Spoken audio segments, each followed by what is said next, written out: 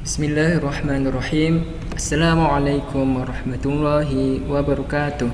Selamat pagi anak-anak. Gimana kabarnya kalian semuanya? Semoga kita semua, orang tua kita, guru-guru kita, saudara kita selalu diberi kesehatan oleh Allah Subhanahu wa taala. Amin ya rabbal alamin. Sudah siap untuk memulai pelajaran pada pertemuan kali ini ya? Berjumpa lagi dengan Pak Nafi dalam mata pelajaran Fikih kelas 5. Pada pertemuan kali ini kita akan membahas tentang infak. Ada yang tahu infak itu apa? Mari kita pelajari bersama-sama. Tapi seperti biasa, sebelum kita memulai pelajaran, marilah kita berdoa terlebih dahulu dengan harapan semoga apa yang akan kita pelajari diberi kemudahan dan kefahaman oleh Allah Subhanahu wa taala. Amin ya rabbal alamin.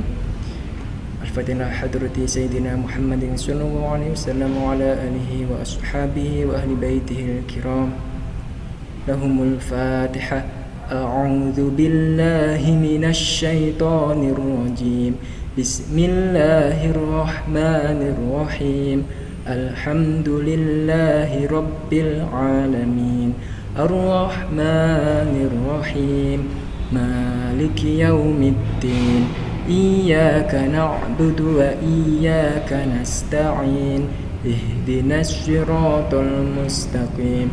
Siratal ladzina an'amta 'alaihim ghairil maghdubi 'alaihim waladdallin. Rabbighfirli wa liwalidayya wa lil mu'minina amin. Raditu billahi rabba wa bil islami dina wa bi Muhammadin nabiyyan wa rasula. Rabbi zidni ilma warzuqni fahma. Amin amin amin ya rabbal alamin. Alhamdulillahirabbil alamin. Baik, kita langsung masuk pada pembahasan tentang infak. Apa saja yang akan kita bahas? Yang pertama, pengertian infak. Yang kedua, dasar atau dalil infak. Yang ketiga, ketentuan infak. Dan yang keempat, tata cara infak. Langsung saja kita masuk kepada pengertian infak. Tapi sebelum Bapak jelaskan apa itu infak, kira-kira anak-anak sudah tahu apa itu infak? Jadi dalam Islam itu ada perintah yang mulia, perbuatan yang terpuji. Kita sebagai seorang muslim, kita diperintahkan untuk membantu sesama yang membutuhkan. Termasuk salah satunya yaitu dengan berinfak. Apa pengertian infak? Pengertian infak menurut bahasa.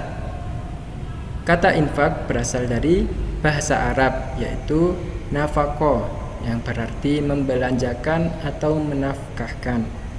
Sedangkan menurut istilah, infak menurut syariat Islam adalah menafkahkan atau membelanjakan sebagian harta benda yang dimiliki di jalan yang diridhoi Allah Subhanahu wa taala. Jadi bisa disimpulkan bahwasanya infak yaitu mengeluarkan sebagian harta dari penghasilan atau pendapatan kita untuk kepentingan yang diridhoi oleh Allah Subhanahu wa taala, itu dalam ajaran Islam. Kemudian dasar atau dalil infak. Ini yang pertama berdasarkan Quran surat Al-Imran ayat 92. Bismillahirrahmanirrahim. Lan tanalul birra hatta tunfiqu mimma tuhibbun wa ma tunfiqu min syai'in fa innallaha bihi alim. Yang artinya kamu tidak akan memperoleh kebajikan sebelum kamu menginfakkan sebagian harta yang kamu cintai dan apapun yang kamu infakkan. Tentang hal itu sungguh Allah Maha mengetahui.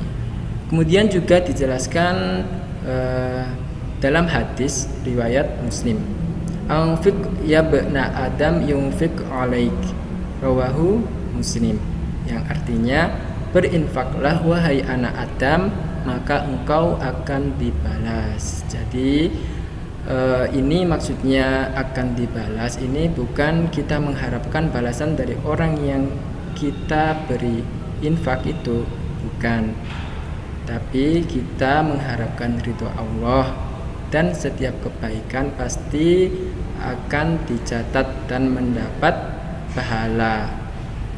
Kalaupun kita tidak dibalas di dunia, maka kita akan mendapatkan pahalanya itu nanti di akhirat. Jadi ini perintah yang terpuji, yaitu sebagai seorang muslim yang berkemampuan membantu sesama itu diharapkan untuk bisa saling membantu yang membutuhkan terutama. Kemudian ketentuan zakat. Apa saja ketentuan zakat? Itu meliputi hukum infak, rukun infak, syarat infak, dan tata cara infak. Mari kita simak hukum infak. Jadi hukum infak itu terbagi menjadi beberapa. Yang pertama itu infak wajib. Apa saja infak wajib? Yaitu membayar zakat. Kedua, membayar mahar pengantin. Yang ketiga, menafkahi istri.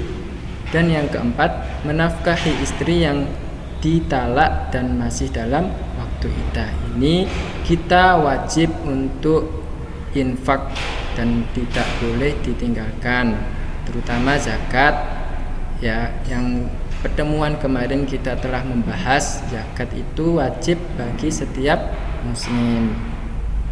Kemudian infak sunnah. Apa saja? Yang pertama, infak untuk perjuangan di jalan Allah. Kedua, infak untuk kepentingan umum. Yang ketiga, infak untuk menolong musibah. Dan yang keempat, dan lain-lain. Maksudnya yang sekiranya membutuhkan, yang kita mampu, kita bisa tolong. Ini sunnah. Kemudian infak mubah. Apa saja infak mubah?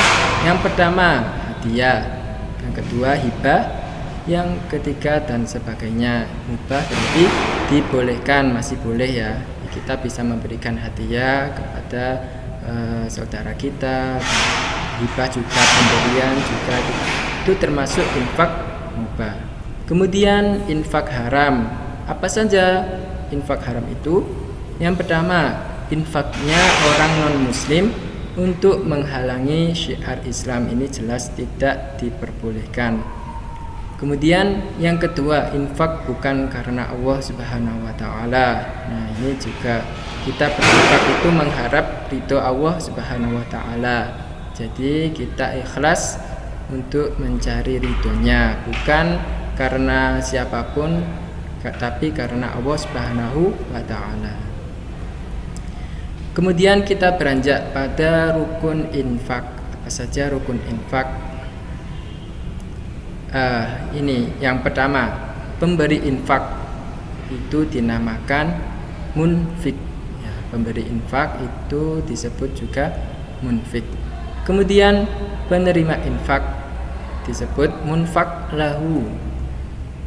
Terus barang yang diinfakkan, kemudian penyerahan atau ijab kabul. Jadi ini rukun-rukun infak.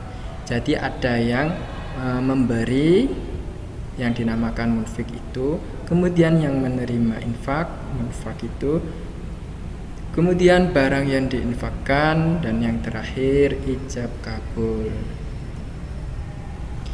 Lanjut kepada syarat infak. Syarat infak untuk munfik. Apa munfik tadi?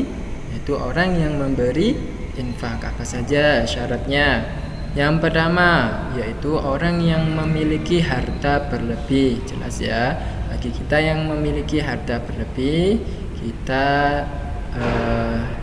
bisa memberikan sebagian harta kita untuk orang lain yang membutuhkan.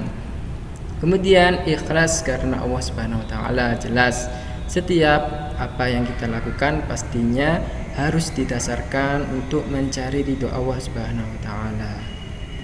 Kemudian yang ketiga, tidak menyebut-nyebut infak yang telah diberikan. Jadi ketika kita telah berinfak, kita tidak perlu mengungkit lagi apa yang telah kita berikan kepada orang tersebut. Ya. Jadi kembali lagi kita harus ikhlas karena Allah Subhanahu wa taala. Kita juga tidak mengharapkan balasan dari orang yang telah kita beri, tapi semua yang kita lakukan kebaikan itu pasti telah dicatat oleh Allah Subhanahu wa taala.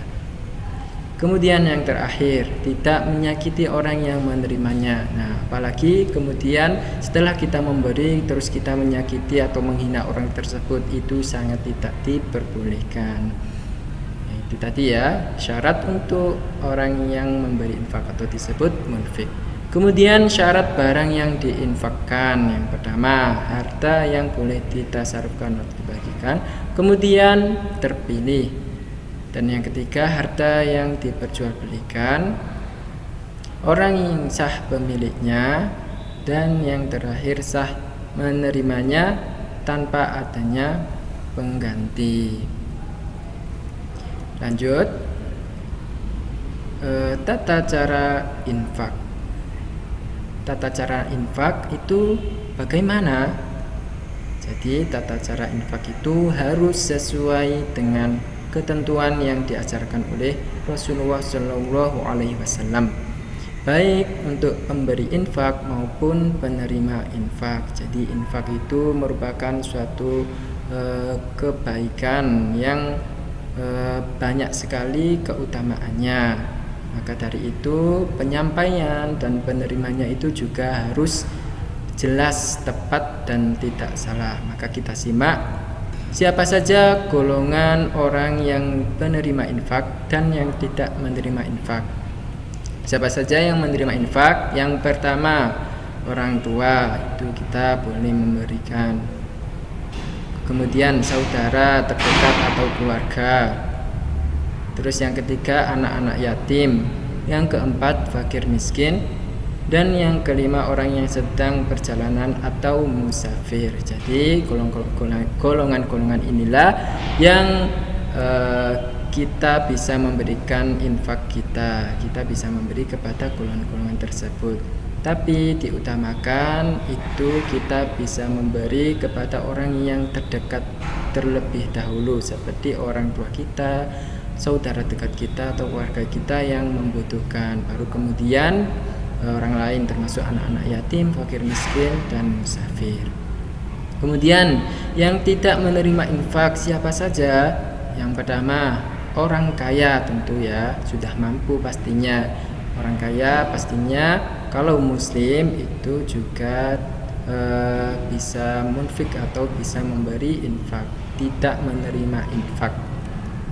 Kemudian yang kedua, orang yang masih mampu bekerja, ini juga masih mampu. Kemudian pembangunan fasilitas umum yang sudah mewah, ya jelas. Kemudian penjahat aktif atau belum bertobat. Nah, ini takutnya kalau kita beri nanti malah apa yang kita beri nanti dibuat hal-hal yang negatif. Ini juga termasuk golongan yang tidak menerima infak. Baik, mungkin cukup sekian dari pertemuan kali ini, pembahasan tentang infak.